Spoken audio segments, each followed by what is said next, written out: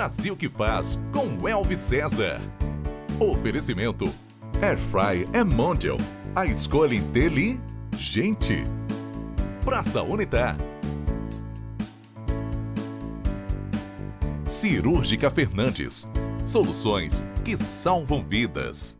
Olá, está no ar o Brasil que faz com Elvis César. Você é uma brasileira que faz? Um brasileiro que faz? Então, este programa foi feito para você. Ou melhor, é a sua cara. Aqui tratamos de histórias incríveis, pessoas inspiradoras e grandes, mas grandes empreendedores da vida. Temos a missão de levar uma mensagem para mostrar que é possível. E é possível! Vamos para cima! Vamos realizar os nossos sonhos! No programa de hoje, vamos falar com um médico que se tornou referência no cuidado das esportistas brasileiras. Com apenas 27 anos, foi responsável pelas Olimpíadas no Rio de Janeiro e na seleção brasileira feminina brilhou. E claro, o programa foi feito para você que busca melhorar sua vida, montar seu negócio ou mesmo se preparar para um novo desafio. Assim, vamos falar com um talento que transforma a atividade física em qualidade de vida e resultado profissional. Recebemos com muita alegria Dr. Fernando Melo.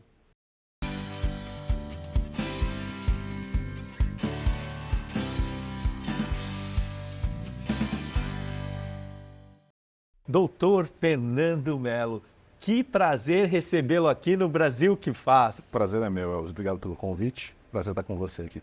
Nós estamos muito felizes. Aliás, seu nome foi mencionado e muito aqui para que nós pudéssemos ter aqui um médico de sucesso, grandes resultados, seleção brasileira e Olimpíadas. Perfeito. Conta para nós o início dessa vocação. Bacana. Bom, eu trabalho no medicina do esporte desde 2013, mais ou menos, e daí com o apoio de várias pessoas, onde eu fiz minha especialização na Federal de São Paulo, principalmente o Dr. Ricardo Eide, principalmente essas pessoas que nos apoiam só desde feras. o primeiro momento, só gente incrível, devo muito a eles sempre. Nos indicaram, me indicaram para estar com a seleção feminina sub-15 na época, acompanhei as meninas, fiquei ali com elas um tempinho, fazendo as convocações, indo viajar junto, fazendo as pequenas competições. E aí elas foram amadurecendo, foram virando sub-17, e aí levaram o médico junto. E aí, junto com essa jornada, outras equipes me convocaram, outras... Chegou na seleção, na seleção principal Fomos brasileira, feminina? Até a principal feminina, viajamos também um pouco juntos, tivemos uma época no pré-olímpico, onde até nós moramos juntos durante a convocação.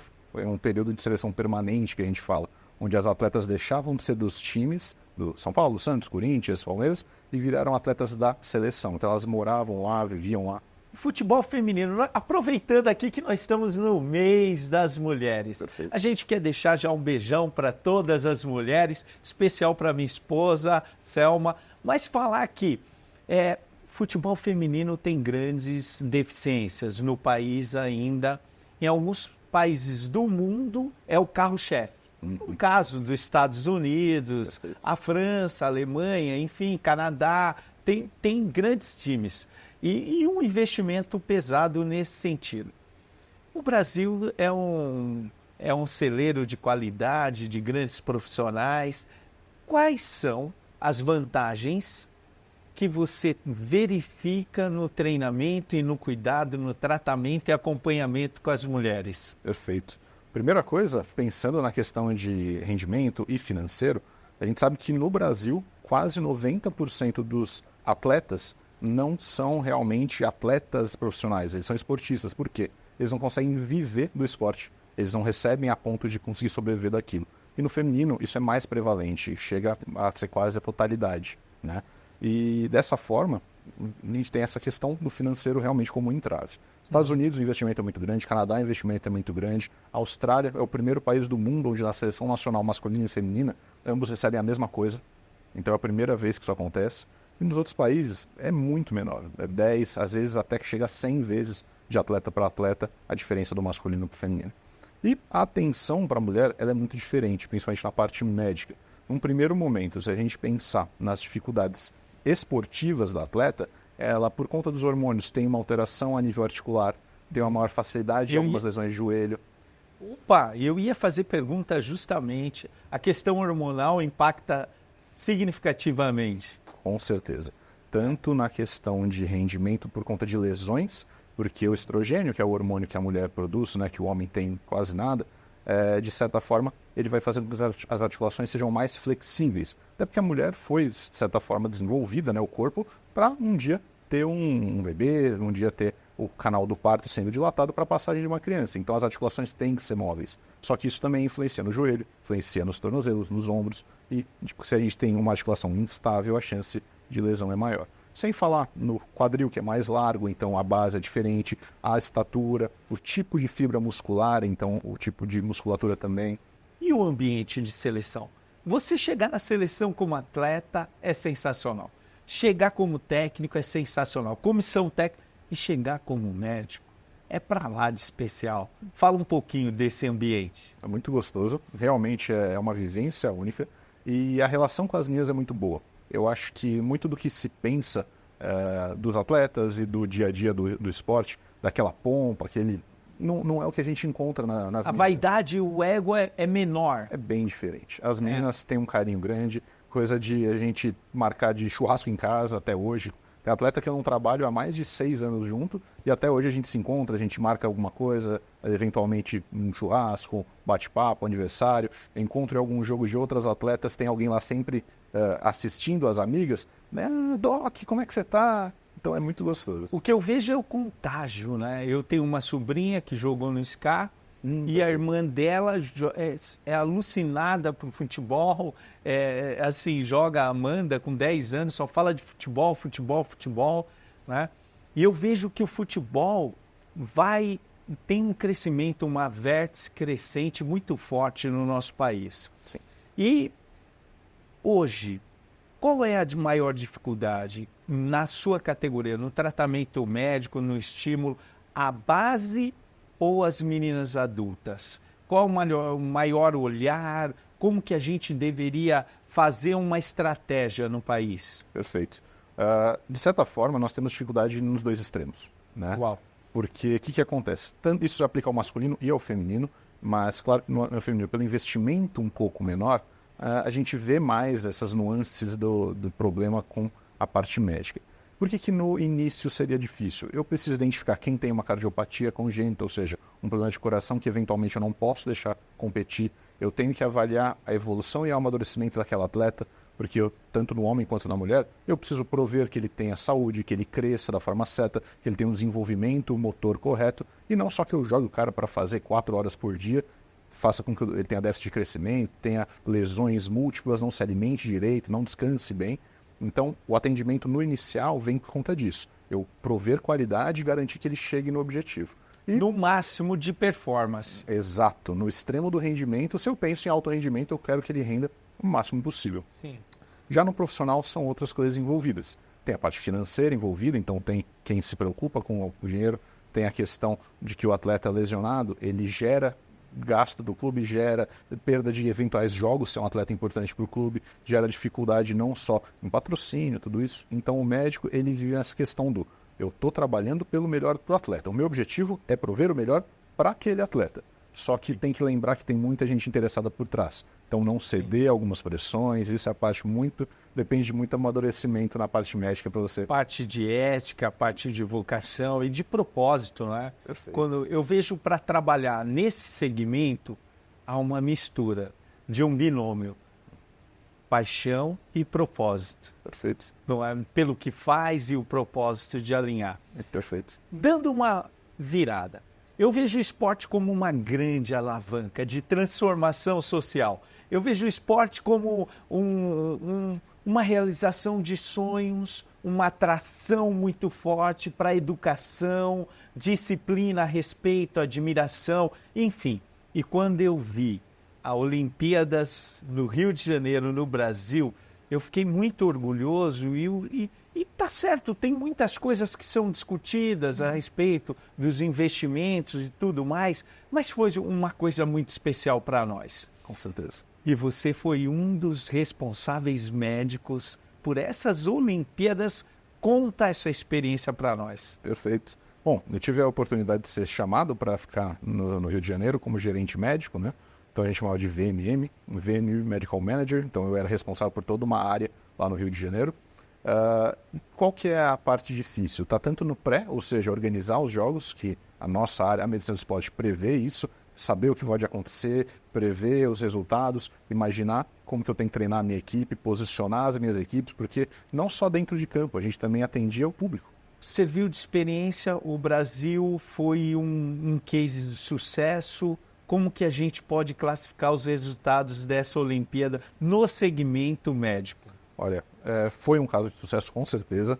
Nós tivemos uma organização muito boa, nós contamos com o apoio até da World Rugby, que vieram médicos de outros países para fazer esse apoio, e nós todos os dias treinávamos a nossa equipe de campo 2, 3 horas antes do horário de eles entrarem. Então vocês tinham que estar lá 7, eu estava lá 5, 4h30 junto com a equipe, treinando. Eu tenho vários vídeos meus fazendo treinamento, mostrando atendimento em campo, e mesmo que eles já tivessem feito comigo 10 dias consecutivos, eles repetiam todo dia, porque quem fizesse e tivesse cedo, tivesse afim, era quem eu mandava para o campo, porque é um prêmio, né? O segredo do sucesso, então, doutor, é a preparação. É a repetição, é a preparação, é o treino, é você prever. Claro, infelizmente nada substitui a experiência, mas quando a gente tem a experiência que a gente está fazendo e pensa nas possibilidades, o desfecho é mais favorável. Um caso bem bacana da gente comentar, nós tivemos o caso de uma atleta que caiu do cavalo no pentatlo moderno vinda de Cuba. Ela caiu meio que sobre um obstáculo. Nesse dia, eu tinha um voluntário que não se apresentou, um fisioterapeuta. Então, eu peguei um fisioterapeuta do campo, onde eu não preciso ter obrigatoriamente um físio, coloquei no posto médico, eu fui para o campo ficar no carrinho dirigindo. Essa atleta caiu, nós entramos, um menino que foi meu residente, um médico super bacana, o Dr. Edgley, nós atendemos, fizemos a remoção, colocamos no carrinho, levamos, atendemos, fizemos ultrassom para ver se ela tinha alguma lesão. E qual que é a parte interessante? Eu tinha voluntários médicos de todos os lugares do mundo. Tinha gregos, ingleses, alemães. Inclusive eu fazia a abertura do dia, o fechamento em português, inglês, alemão e espanhol todos os dias. Tinha que ser para estar com a equipe organizada. E uma voluntária inglesa falou para mim, doutor, meu marido acabou de mandar mensagem que está vendo as Olimpíadas. E eu, de certa forma, pensei, que legal, mas e aí? Por que você está me falando isso? E ele disse que o atendimento de vocês passou ao vivo na BBC Londres. Inclusive, eles falaram do tempo, né? Disseram quanto tempo demorou e elogiaram muito. Puxa, que sensacional. Que bom. Isso é muito bom. Nós tivemos vários legados. O investimento em infraestrutura, em capital humano na cidade do Rio de Janeiro, o investimento do COI nas equipes esportivas, enfim. E para a medicina, qual foi o maior legado das Olimpíadas? Bom, vários, principalmente a questão do preparo, que nós estamos muito acostumados a ser o país do futebol, né? Então, o preparo médico é basicamente em campo no futebol. Quando a gente tem outras modalidades, isso fez com que nós tivéssemos a oportunidade de preparar muitos médicos, muitos fisioterapeutas, pessoas que vão atender em campo para saber a especificidade de cada esporte. Eu acho lindo, e a parte que eu mais gosto da minha área em campo é a cinemática. Eu vejo a lesão, eu vejo o que aconteceu, eu imagino o que aconteceu na articulação, qual é a possível lesão. Isso é uma coisa muito bacana da medicina do esporte. E aí, quando a gente treina essas equipes para terem essa mesma visão que nós, médicos do esporte, isso com certeza melhorou o atendimento. Uma excelência em capital humano é o nosso legado, então. Organização. Eu diria que você prevê o desfecho e saber o que ter lá presente. E principalmente, eu vou dar um exemplo das lutas, das artes marciais. Em algumas delas, se eu toco no atleta, ele está desclassificado. Então eu preciso explicar isso para as pessoas, coordenar minhas equipes. Então essa visão do brasileiro para outros esportes, com certeza foi algo que ficou. O brasileiro parou de ver só o futebol, de vez em quando o vôlei ou o basquete. E também houve uma superformação que vai posicionar e multiplicar uma escalada, novos médicos atuarem e também outros profissionais da saúde atuarem no segmento e a gente ter um aperfeiçoamento contínuo. Perfeito. Conta um pouquinho para nós esse ramo da atividade de atividade física e resultado. Perfeito. Bom, eu já tenho essa formação como professor, né, como doutor, então tenho essa veia acadêmica e acabamos expandindo isso também para outras áreas, porque a medicina do esporte, ela tem esse nome, mas o nome correto é medicina do exercício e esporte. Então não estou lidando só com atleta, eu estou usando atividade física, usando qualquer tipo de exercício para melhorar vida, rendimento, inclusive nós falamos muito disso em algumas propostas, até junto com a equipe da MindStation, para entregar o melhor de um empresário, entregar o melhor de um médico que seja, usando os outros momentos não profissionais para a qualidade de trabalho dele. E quais são os pilares que são abordados e são desenvolvidos para que a pessoa alcance alta performance? Por meio da atividade física, o sono e uma melhor performance, é isso? Com certeza. Tudo na vida é equilíbrio. E eu costumo dizer que a vida é feita de espectros. Não existe só bem e mal, claro, escuro. A gente tem toda uma gama onde eu tenho que variar ali dentro. E quando a gente fala de atividade física e sono é a mesma coisa. Eu tenho que ter momentos onde eu estou mais para um lado, momentos onde eu estou mais para o outro. A gente fala que o corpo, o ser humano, assim como todos os animais, eles têm uma gangorra biológica, parasimpático e simpático. Simpático é guerra, luta, fuga. E o parasimpático é momento de relaxamento. Se no meu dia eu estou muito para um lado, em algum momento eu vou desequilibrar para o outro. Então, se eu não faço atividade física, onde eu coloco o simpático para fora, coloco aquela energia... Energia represada. Exato. Em algum momento no trabalho, talvez eu vou descontar em alguém, eu vou reagir mal a uma notícia, eu vou fazer uma reunião e sair distribuindo patada em todo mundo. Assim como, se eu não durmo bem, se eu não tenho um período de sono habitual, talvez durante uma reunião eu comece a ficar cansado, eu não render bem em um momento ou outro do dia. Então, saber equilibrar isso é muito importante. A gente tem muitas formas disso. Muitas pessoas têm problemas com o sono. Qual que é a melhor característica? Como que a gente cuida do nosso sono? Para ter um sono que efetivamente seja restaurador. O sono, o bom sono começa ao longo do dia. Então, se eu tenho um dia onde eu não gasto energia, um dia onde eu não respeito o meu corpo, não respeito o meu padrão de sono, meu padrão de atividade, provavelmente eu vou ter um pior sono. Então, as regras mais básicas. Evitar o sono do dia. Eu sei que isso é difícil, muita gente não gosta de ouvir isso. Mas que sejam aquelas pequenas sonecas, o power nap que a gente fala. Power nap. Isso. O que é isso? Power nap é aquele soninho de 15 a 30 minutos. No máximo? No máximo. Por quê, doutor? A partir de 30 minutos de sono, a gente está entrando num momento mais profundo do sono. E quando eu entro nesse momento profundo, por mais que eu desperte dele no meio, ou que eu vá até o fim dele e desperte depois, eu não respeitei todos os ciclos de sono que eu deveria para me sentir restaurado. Por noite, o ideal é que a gente tenha pelo menos de 5, 7 ciclos de sono, que duram de 1h30, 2 horas. Então, se eu entro em um ciclo só e já desperto, meu corpo fala, eita, eu preciso dormir mais. Então, deixa eu ver se eu entendi. A soneca do dia não pode ser maior que 30 minutos. Infelizmente. Porque após esses 30 minutos, a gente entra no sono profundo e quando despertamos no sono profundo, o corpo vai sentir necessidade de ficarmos dormindo mais. É isso, doutor? Essa é uma das duas justificativas, exatamente. E a segunda é a questão dos números de ciclos, como eu disse, né? Sim. Se você pensar que eu preciso de 5 a 7 para estar recuperado, né? Para estar ali mais tranquilo, e eu faço um só, provavelmente o meu corpo vai pedir mais. E é isso que acontece. A gente usa no termo mais leigo, sono é viciante. Quanto mais eu durmo, mais eu quero dormir. Doutor, estou gostando demais dessa entrevista e quero perguntar para você se você está gostando. E se você está gostando e quer indicar alguém para participar do programa, tá aqui, ó. Siga-me no Instagram e manda uma mensagem agora, que nós vamos verificar, correr atrás e trazer aqui o seu indicado. Doutor, nessa questão, você já falou que a atividade física é fundamental para que a gente tenha um metabolismo completo, as funções, tenha um sono melhor e também para manter o bom humor, para que tenha um desempenho melhor. E como isso funciona em relação à memória? Perfeito. Bom, uma forma de explicar que eu tenho é a seguinte. Pensa que o nosso cérebro, ao longo do dia, ele vai receber várias informações e vai adquirir vários conhecimentos. Eu falo que para nós é como se fosse uma esposa que está no shopping comprando um monte de coisa, um filho que está saindo nas lojas que ele gosta, e quando você olha para sua casa, tá cheio de coisa jogada na sala. Jogaram compra ali, jogaram sacola, jogaram presente.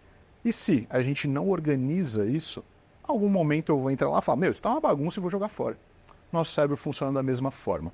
Eu preciso de um bom sono, de um bom descanso para pegar todas aquelas coisas que ficaram largadas na sala, colocar um no quarto, um no armário, um no banheiro, um na cozinha e dar um destino para isso. E só assim que eu sedimento conhecimento, que eu torno aquela memória adquirida, aquele conhecimento adquirido, meu.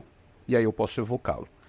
Quer dizer, então, que com o sono de qualidade, que vai organizando de uma fase, depois o sono mais profundo, depois o sono REM, que a gente tem a confusão, a gente acha que o sono REM é o sono profundo, então ele não é. Não. Ele é somente o final do sono. Isso, o final do ciclo de sono, onde eu tenho de 5 a 7 ciclos é o ideal por noite. Posso ter menos, posso ter mais, né? Os curtos dormidores, os longos dormidores, então isso vai variando. Mas o sono REM, ele vem após o sono profundo, onde ele é bem superficial. Tanto que ao longo dos ciclos de sono, durante o sono REM, muitos de nós despertamos. Acorda, dá aquela sede, às vezes até quem vai usualmente no banheiro, mas é após esse ciclo termina o sono REM. Completo. Isso. E REM significa Rapid Eye Movement, que é o quê? Movimentos rápidos dos olhos. Pensa naqueles filmes de tecnologia antigos, um Matrix da vida, que quando você conecta um cabo e está dando informação pro ator, o olhinho dele fica mexendo para um lado e para o outro, assim, é exatamente isso que acontece conosco. Nossos olhos movimentam rápido, nossos hormônios estão sendo liberados de uma forma diferente, nosso intestino funciona melhor, a gente tem uma alteração na liberação de cortisol e é exatamente o que eu preciso para ter saúde e qualidade. Muito bem. Doutor, você acaba de falar a respeito de tecnologia. E nós estamos vivendo uma época da disrupção da tecnologia. Agora, com a inteligência artificial, nós temos tantos e tantos benefícios, temos algumas prejudicialidades. Mas a pergunta que vem e que nos resta é essa. Com a inteligência artificial, nós vamos melhorar o protocolo médico e o processo de investigação? Com certeza.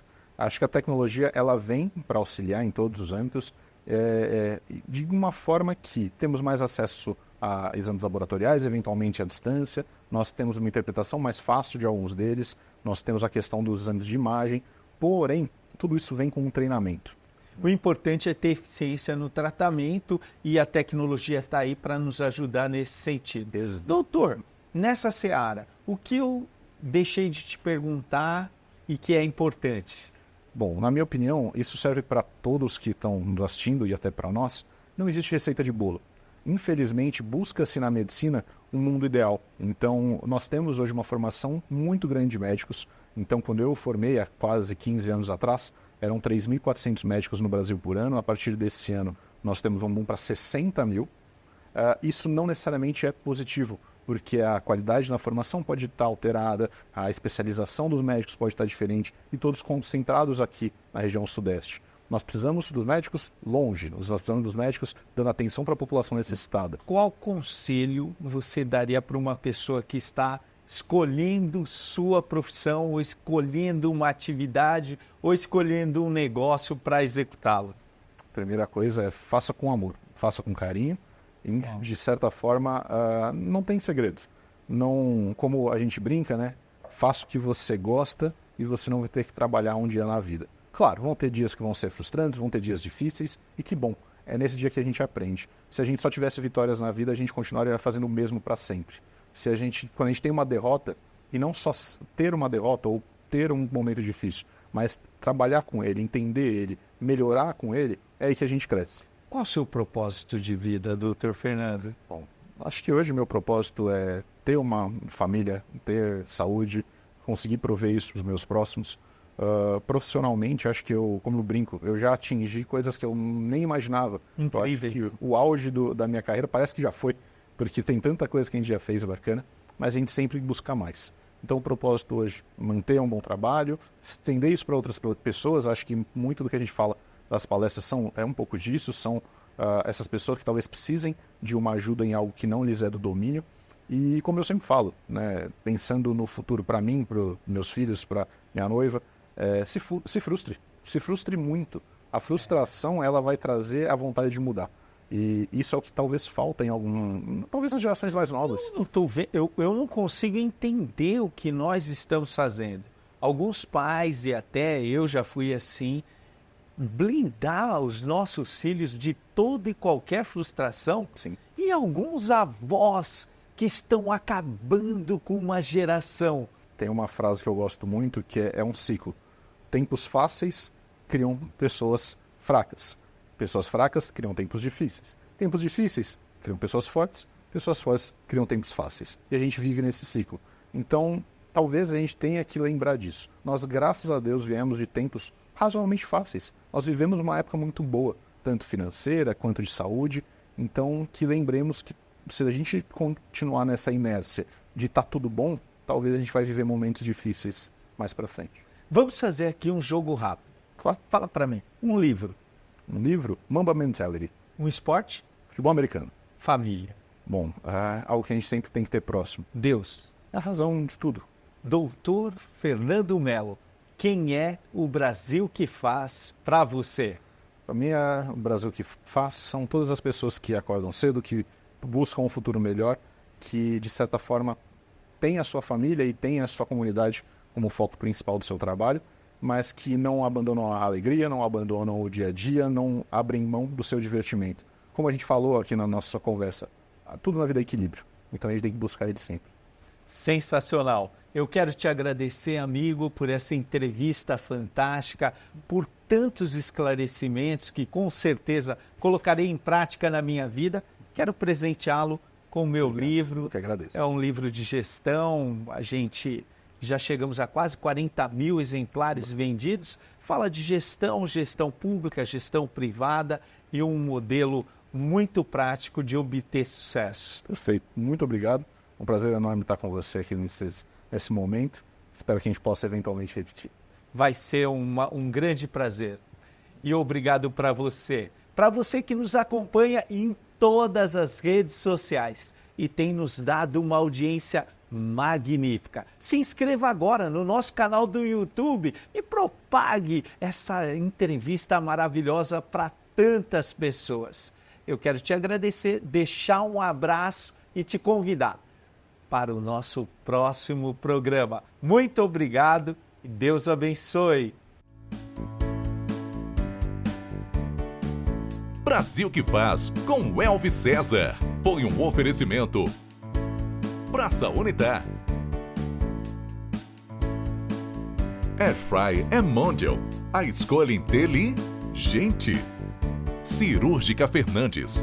Soluções que salvam vidas. Quando a família cresce, o amor da gente cresce junto. E a família de Airfryers Mondial continua sempre crescendo. Além dos modelos que você já conhece, agora temos a Airfryer Forno, ideal para porções maiores de uma só vez. E a Airfryer Dupla, que faz até 2 receitas ficarem prontas ao mesmo tempo. Existe um modelo de Airfryer Mondial perfeito para você. É só escolher. Mondial. A escolha inteligente. E decora.